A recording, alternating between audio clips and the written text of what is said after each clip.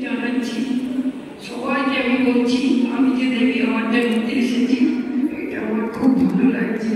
কারণ সারাদিন সকাল থেকে রাত্রি অবধি যে পরিশ্রমটা আমি করি, কোনোদিন ঠিক টাইম মতো আমি বাড়িতে পৌঁছাতে পারি না। কারণ আমি দেবী অ্যাওয়ার্ড নিচ্ছি কেন আপনারা জানেন?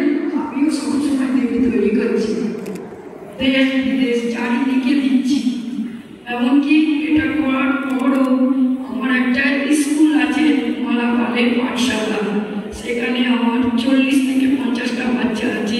কেউ যদি পয়সা দিতে পারে তারাও শিখবে, আর কেউ যদি পয়সা না দিতে পারে তারাও শিখবে। হ্যাঁ, এটা আমার একটা খুবই আনন্দ। আর একটা কথা বলছি, আমি কুমোরটুলির মেয়ে, কুমোরটুলিকে জানাচ্ছি আমি অশেষ ধন্যবাদ। আমি কুমোরটুলিতে শিল্প বিক্রি হতে দেখেছি, শিল্প তৈরি হতে দেখিনি। আমি তাই চাইছি যে কিছু শিল্প আমি তৈরি করবো, করে আমার মতো আরো শিল্পী তৈরি করবো, এটাই আমি চাইছি। আর একটা কথা আমি বলে দিচ্ছি, যদি কেউ আপনাদের মধ্যে শিল্পী হতে চান তাহলে আমার কাছে কুমোরটুলিতে যাবেন।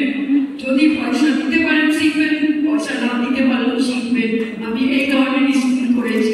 আর একটা কথা, যে সারাদিন আমি দোকানের মধ্যে কাটাই আর চারিদিকে দেবদেবী তৈরি করি, তাই আমি দেবী অ্যাওয়ার্ডটা নিতে এসেছি। আমার আনন্দ হবে না?